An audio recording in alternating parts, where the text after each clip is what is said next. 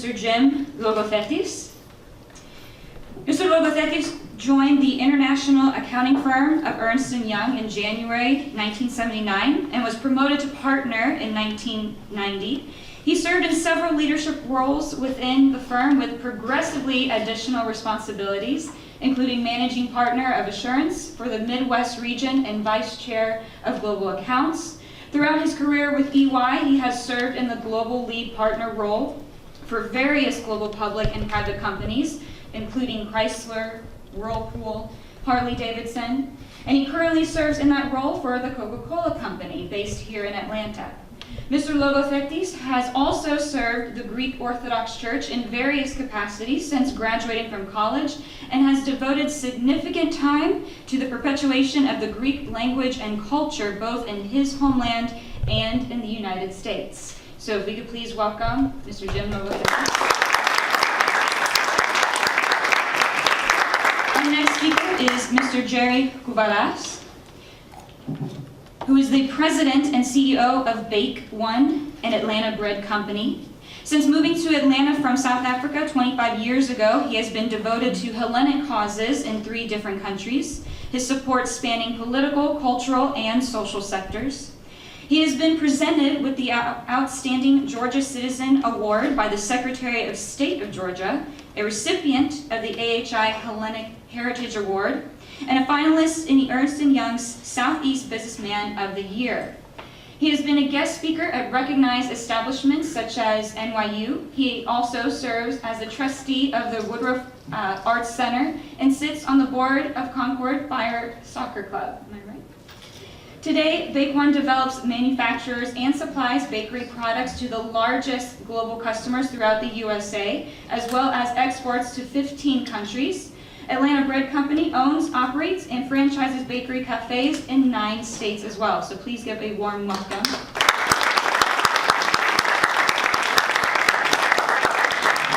And finally, we have Dr. Ron Papadopoulos, who is the managing partner of Intuitus Group, a financial advisory firm based here in Atlanta, which he also founded.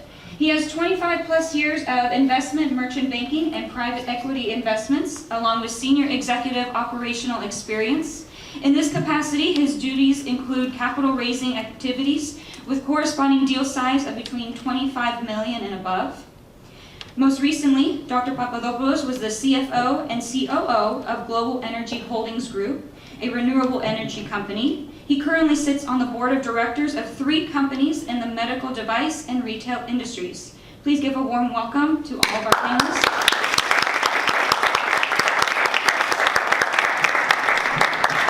And now, I introduce you all to our moderator for the panel, our NHSA chairman, who, as you all probably have figured, has devoted quite the number of years to NHSA, and he just won't retire. I honestly can't even tell you what he does for his full-time job because he's always doing NHSA work, so I don't have the best bio for him. He works for Deloitte, and I wouldn't be surprised if his job title there was also NHSA chairman. Everyone, please give a somewhat of a warm welcome to Mr. Kostas Granitsas. Thank you, Tamika.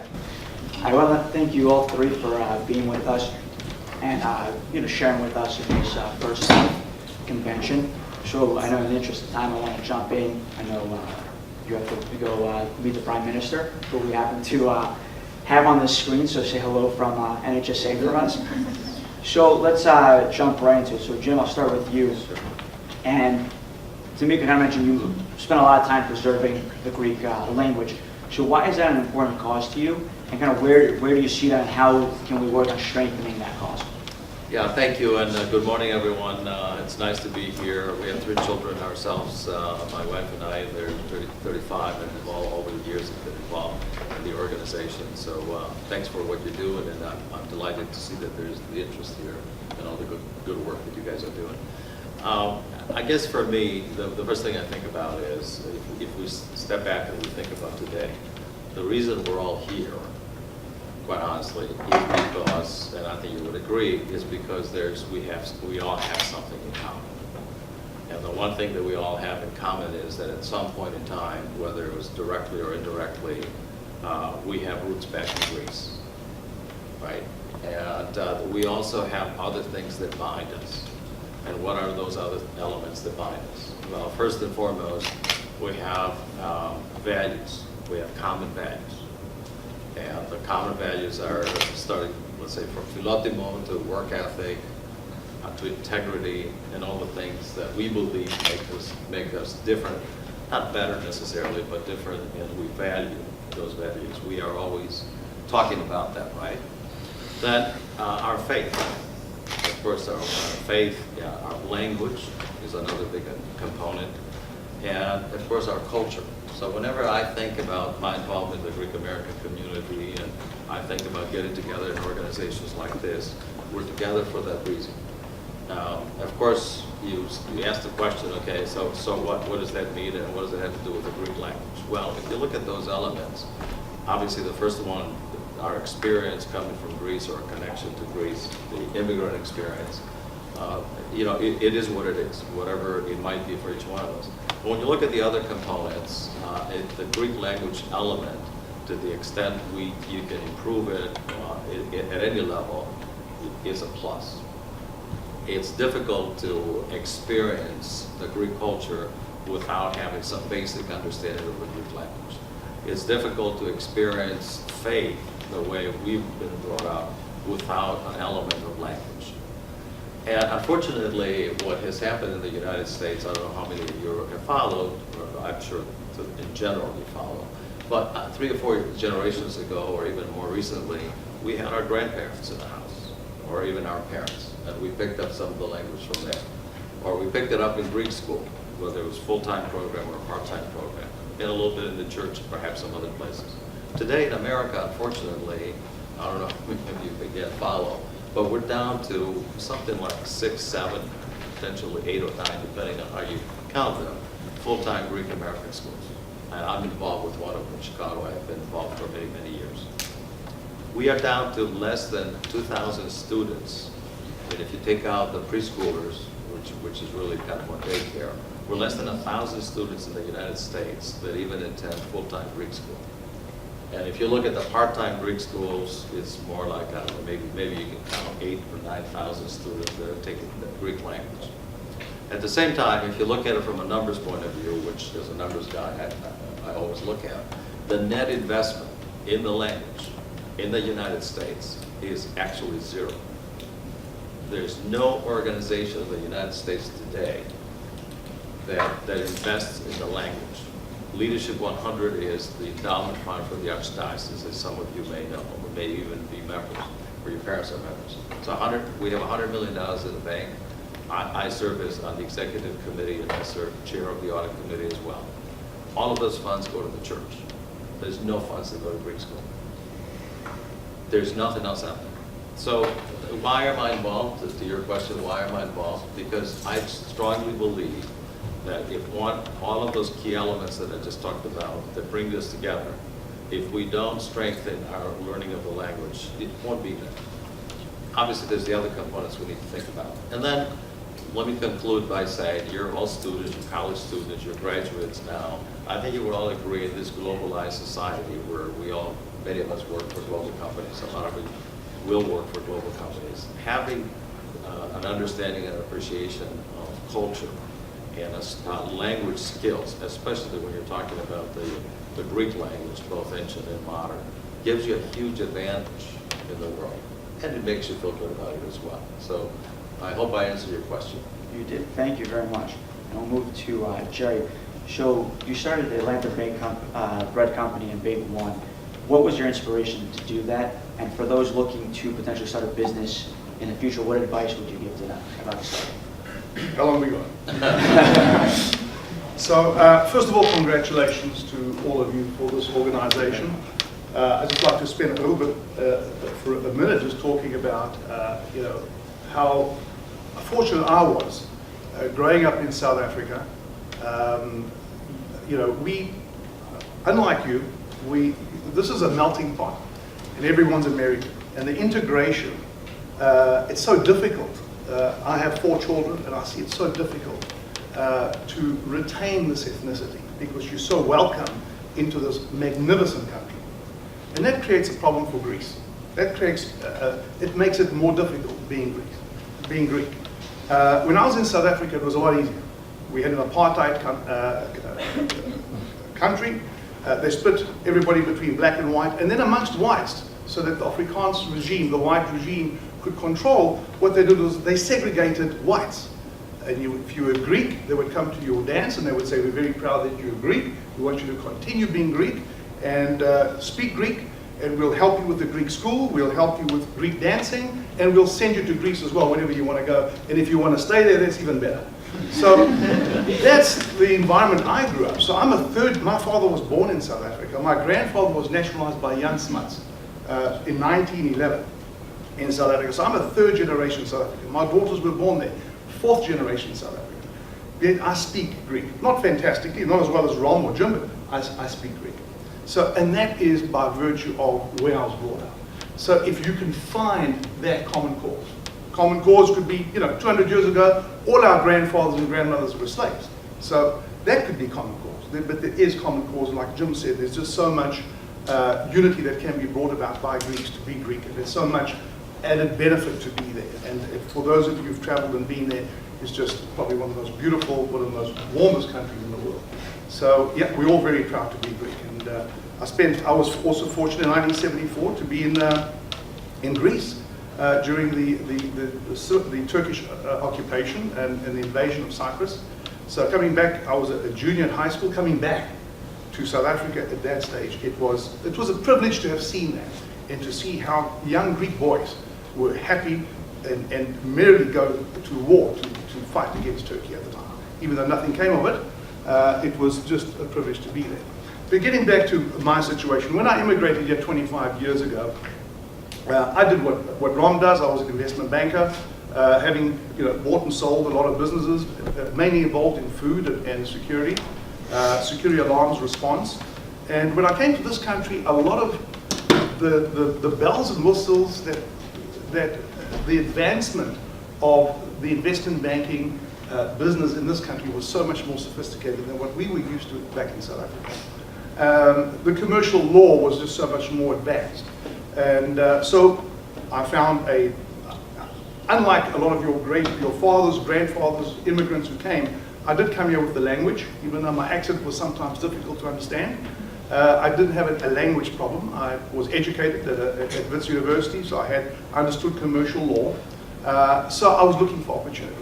And I understood a lot about systems and processes. So when I actually bought Atlanta Bread when it had one store.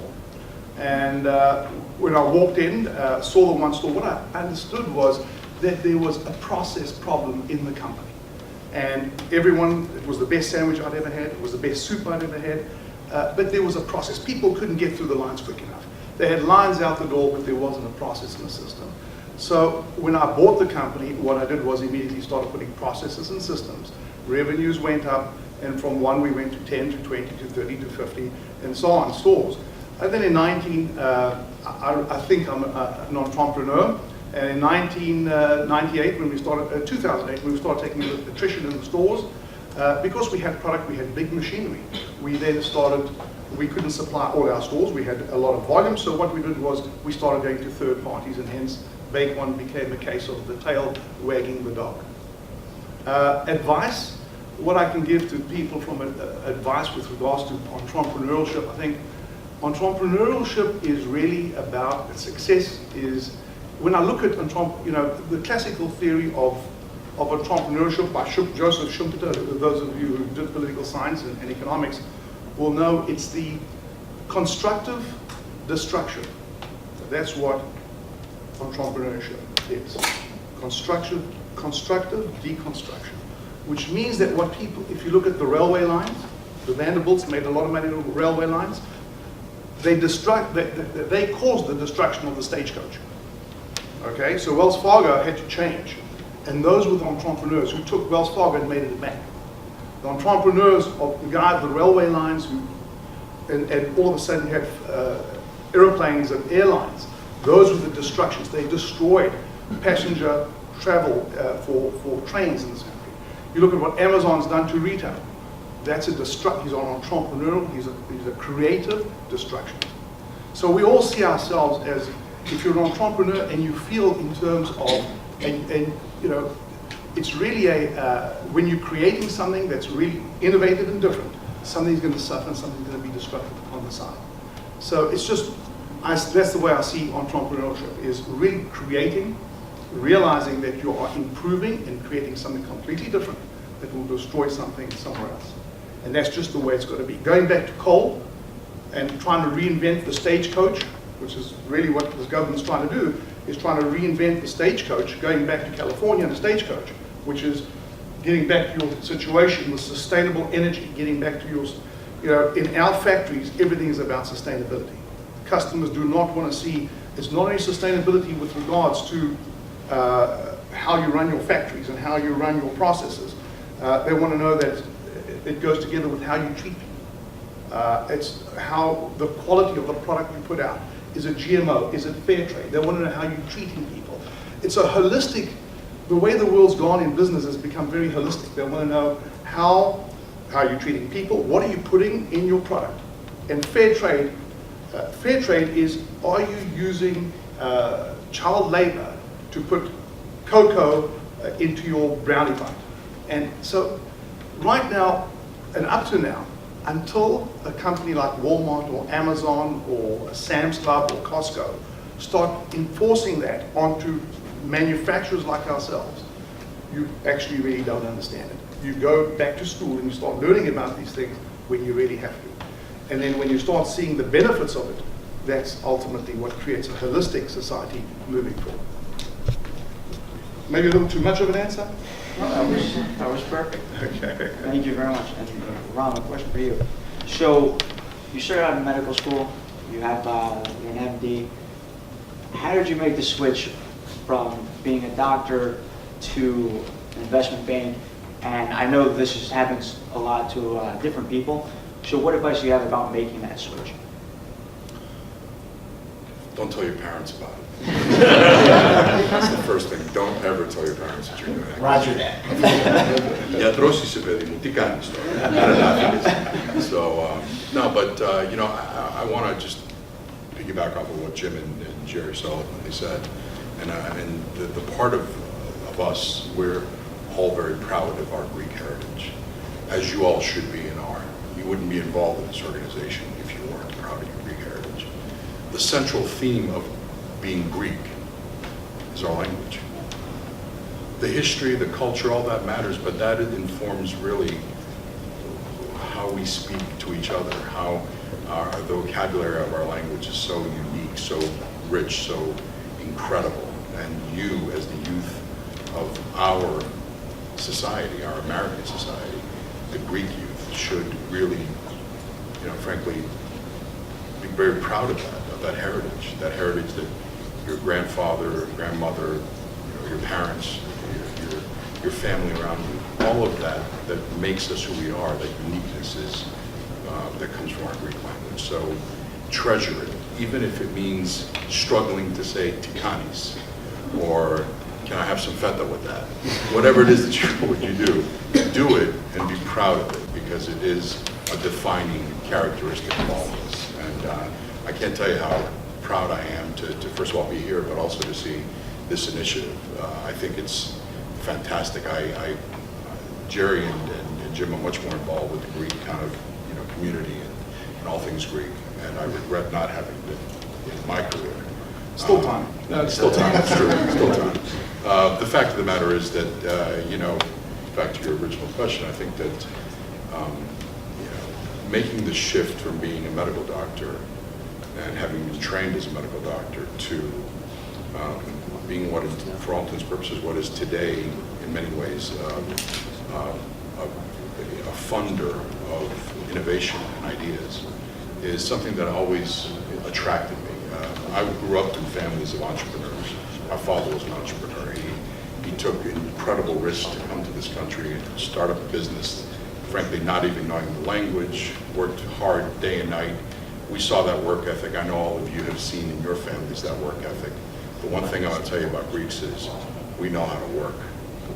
We know how to put our head down. We know how to do that. And we should be proud of that. We should all be proud of that. And we should never diminish that. Work will get you further than brains will. Brains is good, but work is more important, frankly. So wake up every day and be excited about what you're doing, be engaged in what you're doing, and do it to the best of your ability. That message was one that I used in going through medical school and kind of developing my professional career. And one thing that I realized is that I really enjoyed the business of business and the business of medicine. And so I transitioned. And frankly, I was one of the kind of first ones to do this in a formal way, if you will. But I did it almost reluctantly because I started a number of businesses that were science related. A couple of them were very successful and some weren't. And I learned more from the ones that weren't successful. You need to understand that in your lives, you will learn more from your failures than you will from your successes. And if you don't learn from your failures, then you're destined to repeat them, right? That's the old adage, and it's very true. So you should learn and take advantage of the failures, embrace them, use them to your benefit, and grow from them. At the end of the day, this process that I went through, the journey that I went through, was interesting in that kind of at the time that I decided to get into the private equity investment banking world was after I had a very big success in a company that I founded and had done very, very well. And I realized when I was watching, I worked my tail off and created a company that had $500 or $600 million market cap, and then I saw that the guys that were really getting a lot of attention and the guys that were making all these fees were these investment bankers. And I said, what the hell's an investment banker? I remember I went to my dad and I said, Dad, what's an investment banker? He goes, Diles pedimos. What is what? We didn't even know what that was when I was growing up. We didn't even know how to spell investment banker. When I would tell Greeks that I'm an investment banker, they say, oh, trapezitis, he said. No, we're not really a bank, but the point is that what I understood was that there was a group of people that were really smart guys and girls who understood what it meant to be able to capitalize a business and to initiate and start a business. And that really intrigued me because I really enjoyed that part of it. I've been lucky in my career that I've had the opportunity to start more than 20 or 25 companies, all different types. Some of them wildly successful, some of them massive failures. Remember the failures a lot. They keep you going. But at the end of the day, your career and your path in life will follow, frankly, a bunch of different events that will happen. Jim Lobothetti told me something spectacular when we first met, in fact. And he said, the most important decision he said I ever made was deciding on who I would marry. And so the reason why that matters is because although you individually have a life and a path, when someone comes into your life, your path may change and you have to be flexible enough to understand that. And you have to also be understanding enough of yourself, to know yourself enough to be able to then change and tack to whatever life's going to take you. But at the end of the day, the decisions you make that lead you down your path, professional path, has to be hand in hand with your personal life as well. So you've got to balance those things. So when I went through the disruption of saying I'm leaving medicine, if I didn't have my wife who said to me, well, if that's going to make you happy, you need to do it, I would have done it. And if my father and mother didn't say, well, it's crazy, but if it's going to make you happy. And so all those things contribute to who you become in your life. And when you have the value to look back on, you can pinpoint and say, well, if I didn't do that, or if I had done that, or, that's so destructive. It's not necessary. Learn from it, but don't dwell on it. And that's the point. You need to move on in the process of your life. So what I decided to do is go into the world of investment banking and in capital in these types of endeavors. And I've been blessed to have done, I think some great things and also some things I frankly shouldn't have never done, but I did anyway. Anyways, I hope I answered your question. No, that definitely wasn't. Thank you for the response. And now I'm just going to open it up to all three of you for some general questions. And one of them is, not everyone is an entrepreneur, or they don't want to necessarily be there, but it's important to think like an entrepreneur. So what would you say is like qualified as thinking as an entrepreneur, and how can they use the entrepreneurial mentality to progress in the career that they have chosen? The entrepreneur. Yeah, well, what I would do, let me tell you, most of your lives, if you're either going to interview or you're going to create a business, I think a lot has been said about the creativeness of the entrepreneur. And I'll give you a little story of this, say it all. You love baking, all right? You think you make this incredible cookie. You make the cookie every day. You take the cookie around. All your friends love it. They just want it. You're making it for free. They say, you know what, we'll buy the cookie from you. You start making it. You're making a ton of cookies. You go to a restaurant. You go to Whole Foods. They start buying the cookie. You go into, and what happens is now you need premises. You buy premises. You now become a realtor. You then have to have a person who helps you with the cookie. So now you become HR. You then go from HR, and then you now have to become a salesman. Become a salesman. First guy who chokes on a nut on one of your cookies files a lawsuit. You're now dealing with lawyers. Then one of your workers slips and falls. You're now dealing with OSHA. The EPA walks in because you're sending bad water into a stream. Now all of a sudden you're dealing with EPA issues. One of your associates harass somebody, you now got a harassment lawsuit against you. And all you ever wanted to do was make a cookie. Right? That's how it started. You wanted to make a cookie. So the ideas and entrepreneurial flair and all that's one thing.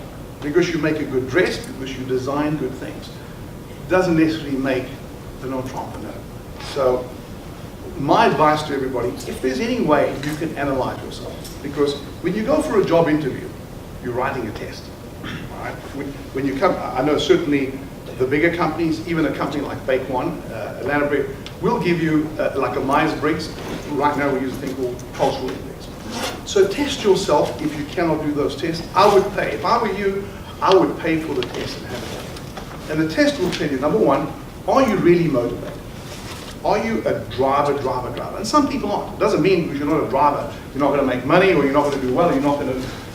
but I would test for how energy-driven you are. Not necessarily energy, but how motivated are you? I would check for sociability. Are you really a sociable person or are you an introvert? Because that'll help you whether you want to be a salesman or not. It'll help you with how you're going to run your business. I would test for how you conform. Are you a conformist or are you someone who's a little bit of a risk taker? Okay, I'm not a conformist. So maybe as an entrepreneur you don't want to be a conformist. Are you someone who is intuitive? Are you intuitive? Do you think of the next thing? Are you going to put nuts on the cookie? Are you going to... So that intuitiveness is part of what you need to test for. And if you're not, to me the single biggest thing you should test for is emotion. Because if you test for emotion, if you have a low emotion rating, in other words, you have a very high EQ, emotional quotient, the problem becomes that if the more emotional you are, the more illogical you're going to become. So the first time you employ somebody on an emotional perspective, it's going to be someone who supports you in what you believe. And your whole company will be based on emotional employment. And if you employ very highly emotional people, you're just going to have cliques of people all over the place. But if you're employing from the opposite of emotion being logical, then you're going to be a lot more logical. The problem is if you're too logical, you're insensitive, you're thick-skinned. Right, so you need to have that balance, and that's what I would look for. And then your energy levels. Why you test yourself is that because if you're going to be doing something, if an entrepreneur looks like this on that graph, and you look exactly the opposite, you can still do it, but it's going to take a lot more of your energy to do it. You're going to exert a lot more of your energy to be what you're not. If you guys are extroverts and you're going out with your chairman this evening and you're going to party, but you're really introverts, it's going to be a lot more energy from your perspective in going out and partying with them. All right? Now, if you're an extrovert, you're going to drive him crazy. You're going to go the whole night, and it's going to be easy. You'll be up in the morning because that's who you are. So the more you can define who you are and fit into what you're going to be, the easier your life becomes, the happier your life becomes, because you're not changing for your job. What it is you want to do, if you want to become an entrepreneur and you have it, and you know how to make this cookie, see if you fit into this cultural index. There's a company called Cultural Index. They're not very expensive tests, but it gives you a guideline as to who you are and what you are. Companies are doing that to you. So you might as well do it to yourself so you understand yourself a lot more. It helps you move those barriers. Yes? Not to be too forward, but what is your Myers Briggs? You know, I've forgotten. All I know is I have the same one as Eisenhower. Okay? You did pretty well. He did pretty well. I think he bombed a couple of people, but he did well. You know, he took a couple of shots. You know, they say if you don't go to war, you don't get shot. I've been shot a lot. You know, it's interesting what he said, what Jerry was saying just now about all the things that he was discussing right now. The ancient Greeks have 2 words, phronothisefton, which is know thyself. And that's what he's really saying. Ultimately, he's saying doing all these skills, and we in the companies we have, we do all these profiling and stuff like that. But at the end of the day, he's so right about what he's saying. The best advice anybody can give you is you got to understand what your strengths and weaknesses are. You got to understand them well, embrace them, the strengths and the weaknesses, and know what you shouldn't be doing, but know what you should be doing. And if you can figure that out, frankly, you're way ahead of the game. In anything you do, professionally, personally, the whole 9 yards. Yeah, I guess I'll try and give it to you along the same lines, because I totally agree with all the comments. Perhaps from the perspective of someone who has worked in, you can think of it as the corporate environment, right? So my firm is a very large firm. We employ 240,000 people across the world. So we have something like, 9,000 partners across the world. I think you start out by having some goals. You know, whether you're in our mind. And by the way, I was in Barcelona this week talking to our global new partners that we've made across the world, about 600 of them, and trying to share with them my nearly 39 years of experience. And what I've said to them is that when I started out thinking about working in a professional services environment, many of you will go into law firms or accounting firms or other places. You have to have a goal. At some point in time, you either decide you're going to stay with the firms or you're going to go do something else in private life or entrepreneurship. But within Ernst & Young, within the law firms, within a partnership of, let's say, medical doctors and such, everyone is an entrepreneur. Right? As a partner, as a firm, I'm an entrepreneur, except that the back office support, if you will, is provided by the firm. But I still need to go out and generate money. So in my example, when I decided to stay with public accounting, to stay with the firm, the first thing I tried to do for myself is to say, okay, what's my ultimate goal? What do I ultimately want to do? In professional services firms, you can have internal leadership roles, which I normally think of it as administrative roles. You can be the managing partner of a region or a country or something like that. Or you can serve clients. You can do both, but generally you've got to pick one or the other. So if you're gonna be internal, you shoot to become the chairman of the firm. If you're going to serve clients, you shoot to serve the largest client of the firm. It's as simple as that. So for me personally, I decided I didn't like the internal stuff. Too much administration and too much communication and a lot of involving of the family and stuff like that. So I decided I was going to be client focused. And the largest and more significant client of our firm, at least at that time, was Coca-Cola. Nowadays we also do Google, Apple, and all the big ones. And so that was my goal. The next thing to the point that was just made is what are my strengths? Okay, I realized that in the professional service organizations, your bloodline is your network. Coming from Greece, as I did, I didn't play any golf, I didn't have any network, my parents didn't have any network, they never learned the Greek language and the English language. So I had to develop a network. And developing a network is key. I think it's also critically important in what everybody else does. And I can honestly say that I probably have the best Rolodex at Ernst & Young. And I think that was one of the key success stories. So the large accounts that I've been able to get onto, including Coca-Cola. When I met with the CEO, Mohtar Ket, who was Turkish, but has a connection back to Greece, I met with him as an interview to get onto the account. The fact that I told him of my involvement in the Greek church. I told him that I'm an archon of the church. He said, my best friend is the patriarch. I'm going to have dinner with him next week. And Muhtar Kent called me in my office in Chicago to tell me we've selected you. And the way he did it is, he said, I told His All Holiness that my next lead partner is an archon of the Greek Orthodox Church. And so the network is critical in the professional services organization. And again, just not to overdo this, but you've got to play on your strengths. Not everyone is an extrovert. Not everyone is going to be willing and comfortable to go do the stuff that I do, spend 2 or 3 days a week with clients, with networking.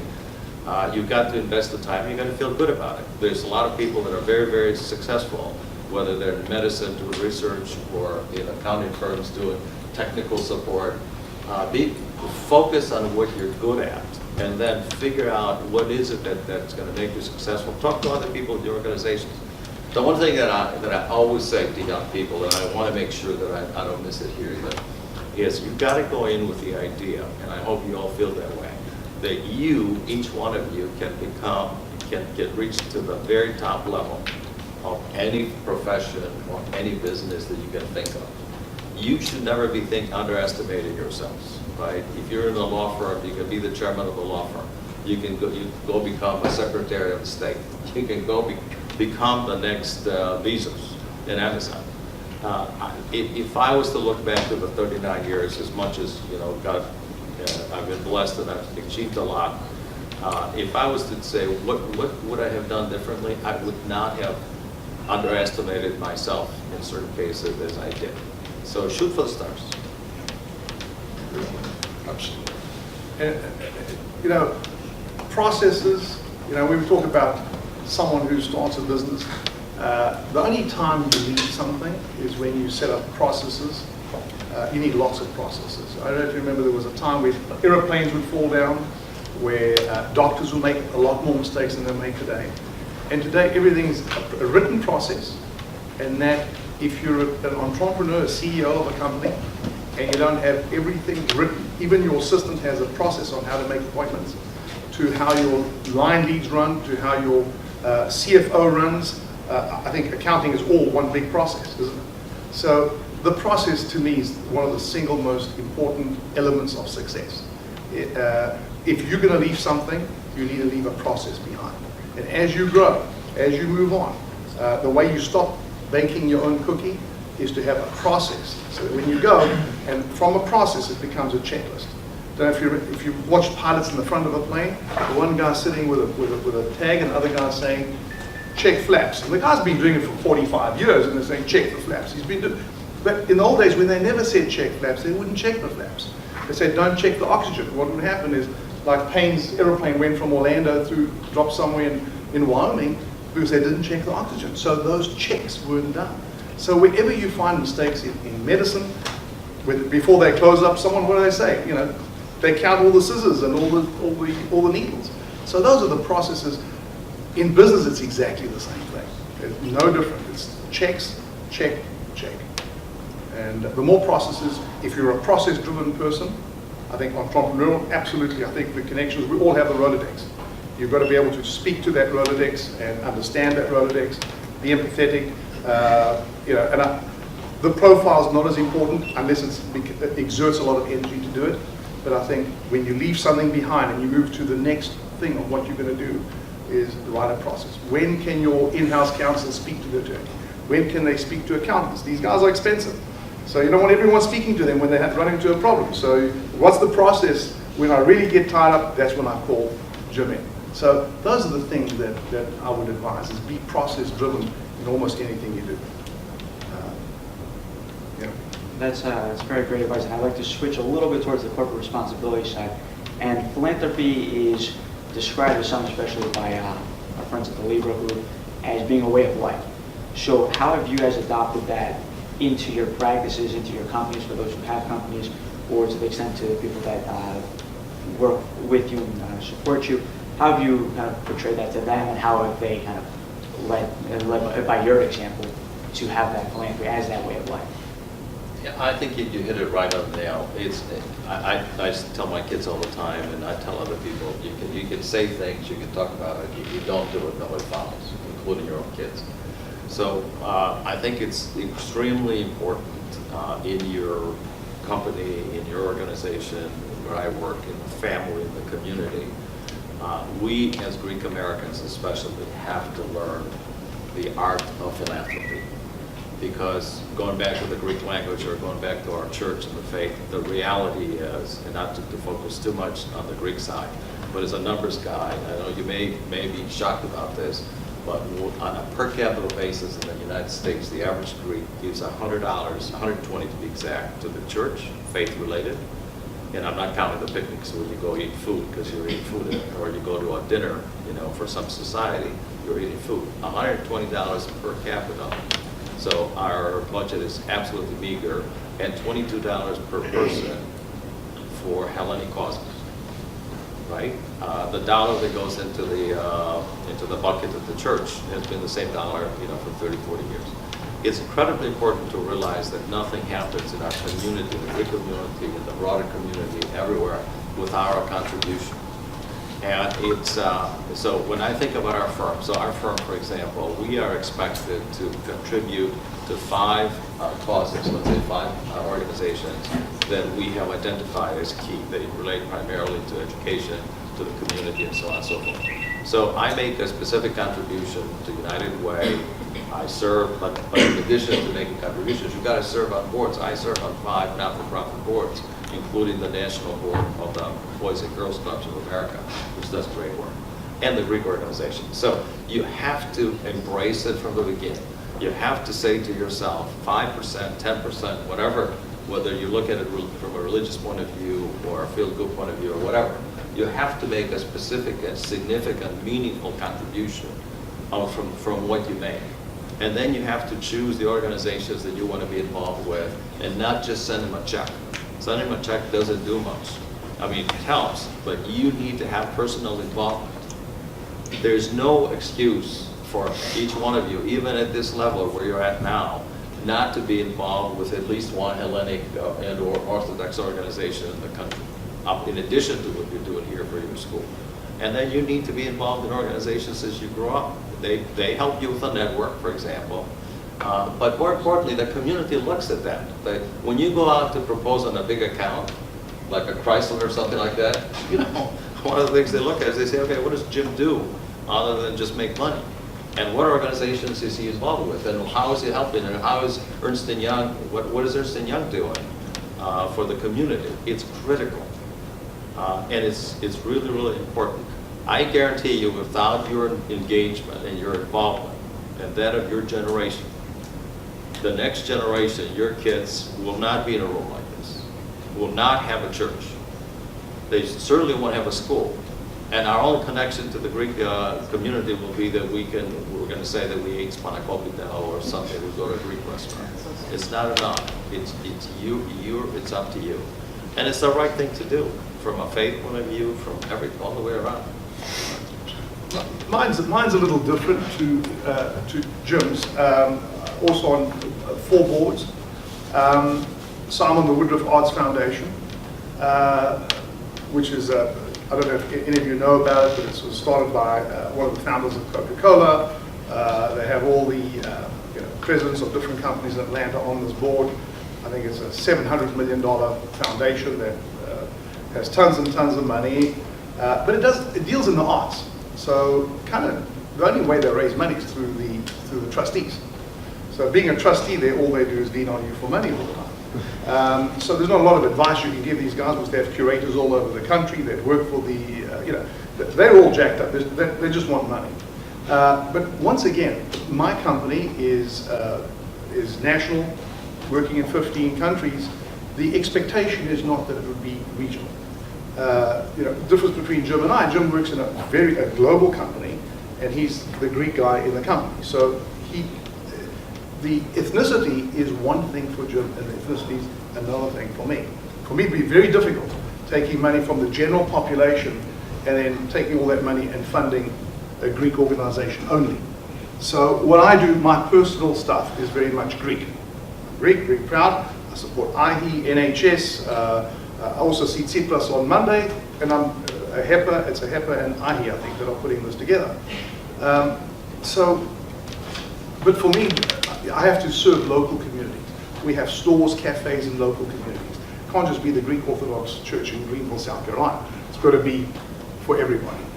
So we make a very special point of making sure that not only the charities, but also the institutions like Fair Trade, that we help fund fair trade so that children in Africa are not being exploited. We help fund the palm oil initiatives and things like that. These are supposed to be for non-profits for sustainability. You know, I'm on the board of a thing like Concord Fire. That is a connection thing. That is, you know, it's, once again, it's, I love soccer. My kids all played soccer. My son was a soccer player.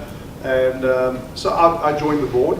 And I thought, well, if he wasn't that good, at least we could get him on the team anyway. It didn't help. It was good. Very good. But I had a backup. I was on the board. But nevertheless, so I think giving back, I think it does show that you're an all-round person. I think at the end of the day, everyone, all your customers, if you're going into Walmart and Sam's and Costco and you're sitting and you're talking about your product, they do want to know what you do for the community. And at the end of the day, I think the community will ultimately, is enhanced, it becomes a better community, and we have better value systems. And let me tell you about your generation. Your generation's 1,000 times better than my generation ever was. Our generation of baby boomers was all about money, money, money, and then we got educated. And then we had the X-genders that came after us, and the X-genders were, you know, a little bit of, they could take a laptop home, so they split up a little bit of work and play. But you guys are all about in the moment. You guys know you're connected, you know about cause, and everything today has become about cause. All companies, people are looking at cause. You look at Uber. Uber has one wrong sexual harassment charge. They have another, the president was in a car with the Uber driver and people saw his true character. All of a sudden Lyft goes up by 40% because Uber is not thought of to be a very high integrity company. And we've seen a lot of integrity issues over the last 5 years where companies have really suffered because you guys, your generation is looking at values, you're looking at value systems. So this becomes very important if you want to play in the future. I think it's going to become even more important. There's not a billionaire that I know in this country who hasn't donated all his money to a trust. Think about it. Guys have worked all his life to make $1 billion. He makes $1 billion. What does he do? He forms a trust. He puts all the money to the trust, and he doesn't want any more money. So it's not about the money anymore. It's really about making it happen and looking after the community. You know, it's interesting on that point, and I'll keep it short, but the one thing that Jerry just said about, you know, people who have been hyper successful focus on the things that matter to them personally. Gates Foundation goes on, Turner goes on and on.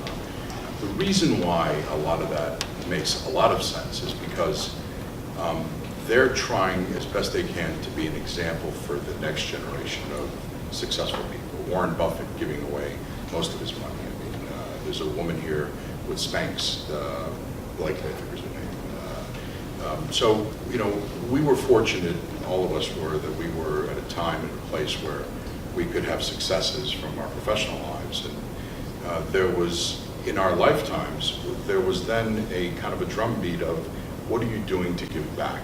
What are you doing to connect back to the community? And in our own ways, I mean, some more, some less, you know, we all try to pick out things that we're interested in. But the point is to be generous. And that one thing that we all have in our DNA is generosity. It is absolutely a trait of Greeks. Do, philotimo, all these things that we talk about, those are all very positive, very good things that we do. When we have a dinner, you can't see the table because there's food all over the table.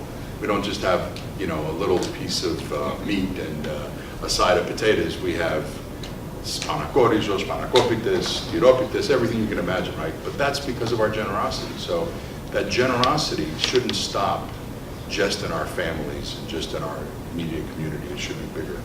What Jerry was saying about the initiatives to give to causes and people looking at you from the outside in, our portfolio companies have a very kind of an objective to be able to give back in any meaningful way, whether it's volunteering time. You guys have been, I know in your education, your schools, you had to do community service work in order to prove, to show, to demonstrate how connected, involved you were. that should translate into the way you live your life in many ways. You should be giving of yourself because you have been, you've been blessed. Everyone in this room, believe me, you've been blessed. You go around the world and you travel, you go to India like Jim's going next week or the next couple of weeks, and like where Jerry's been in South Africa, in his home country. There is abject poverty, and there is, and I won't go too far either. In the United States, there's abject poverty. We don't even see it. So we need to be aware of the fact that we're, frankly, very fortunate, very lucky. We've worked hard, and we have an obligation to be involved and connected to our community. We need to give back. That's also where the environmental thing comes in, by the way. We have a duty and obligation to our planet and to the ecosystems like Alex was talking about. That is part of why this call that we need to be connected is so important, and it's upon you guys to be able to execute on it and to then teach your children the same values. Yeah, and it's never too early to start. That's it. Quite honestly, you need to start now. And I don't mean this as a brag or anything like that, but I've told my kids from day one that we have 3 children, and my net worth, my country, my wealth, and throughout all these periods, it's divided equally in 4. So my kids get the third, and the other 25% goes to back to society for philanthropic causes through a foundation, or to extended family that has needs, for example, in Greece and other places. I think that's the mindset we have to get into. We are, as Jerry said, we are extremely blessed.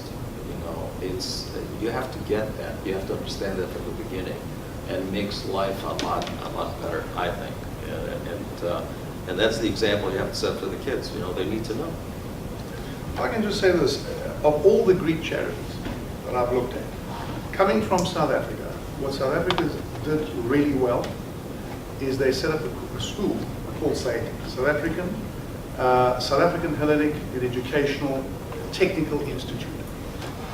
It is, and the closest thing I can see is what Jim has set up, the school in Chicago. Not even close, but because Not I've even been close. to your school, and Right. it's fantastic. That's the That's goal. fair. That's the dream. So, That's right. Yeah, the dream, but Jim's on the Dream right is track, ahead. in my opinion. If you talk about all the other organizations, when you talk about teaching kids Greek, because what's going to happen is, all you guys here, some of you may marry Greeks, some of you may marry not. You will, wherever you find it, you're going to, and you're happy you're going to find, you're going to get married, and it's going to be more difficult as time goes by, and as those generations go.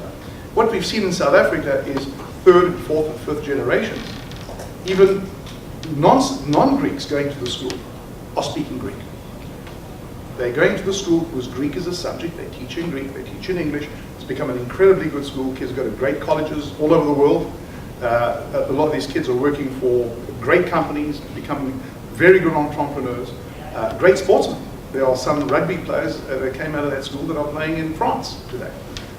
So I think what Jim's doing is really the essence, because at the end of the day, it's the language that really, you understand the literature, you understand the culture, you can sit in a bar or a church and really get a feeling for what people are saying around you and for what the liturgy is going on. It just gives you that real in-depth understanding. You can, it's like telling a Greek joke. When someone explains it to you in English, it's never quite the same. Yeah. All right? Depends on It's who's never explaining. quite. It depends if it's wrong. It's wrong. You'll get it in any language. So a Greek guy wants to know. So yeah, I think so. What Jim's doing, if I look at stuff, it's really. Yes, Maria. I think this goes mainly to them. What do you do when you're trying to promote the language and the local Greek school, but you hit a wall with leadership in that?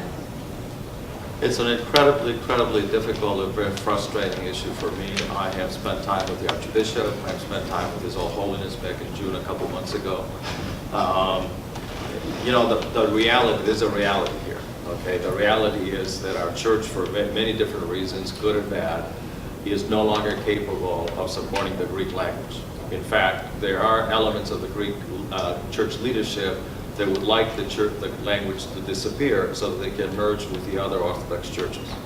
And therefore, it is time for us as Greek Americans to work kind of the way we're doing it in Chicago with this particular school, to spin off or separate and focus on education, focus on Hellenic education, whether it's the day school, part-time programs, online programs, college programs that we have out there. We have to raise, we've set up a foundation in Chicago recently for this. We have to raise a lot of money to support it. I say very openly at every occasion that I'm totally convinced that, and I've done a lot of work around this, that if today we have $100 million in the bank to support the church, and it's not nearly enough.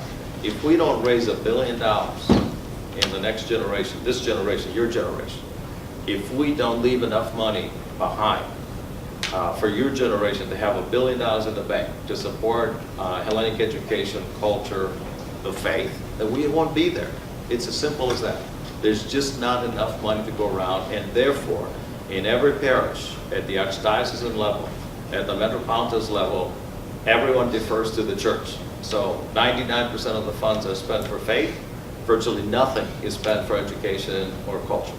It's the reality, and we have to change that. I'm working really hard on this. When I retire a year and a half from now, God willing, I want to focus my attention almost on a full-time basis to help raise those funds.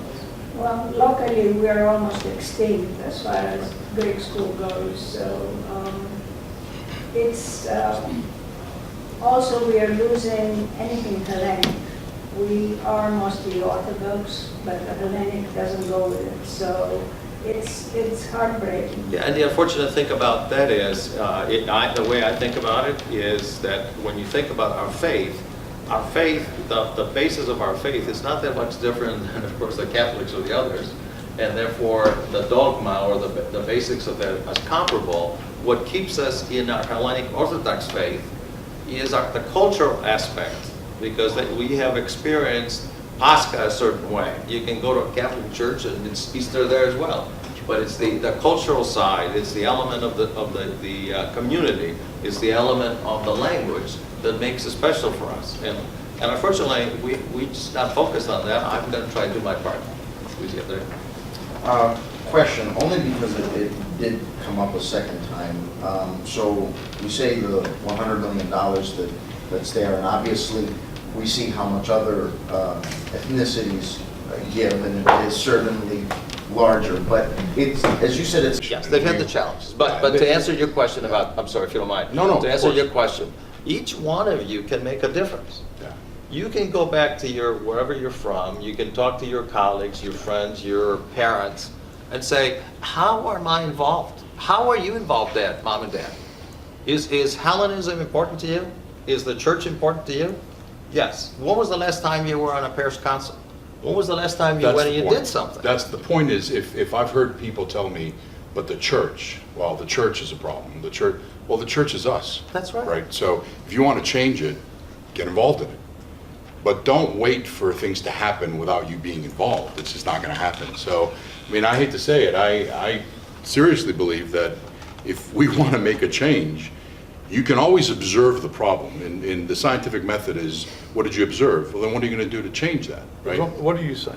If they want to make a change, they need to join the parish council? Well, if they do join the parish council, and enough of them join the parish council, they change. But the point is, hold on. I think, on one level. When you look at South Africa, SAIETI, the South African Hellenic and Educational Technical Institute, there was no church. That's right. There was no church. You've been And talking it became about that. incredibly successful because the church was left out. The church is very successful in South Africa, but it's separate. This country is supposed to have separation of church and state. Communities should have separation of church and state.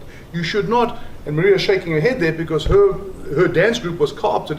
The minute something got successful, it gets co-opted by the church. Right away. And all of a sudden they tell the girls how to dress, how to walk, how to talk, and then how often they can get together. So we start becoming very fundamentalist in how we operate instead of becoming secular. So we start alienating, and that's why our subscription in the churches has gone down.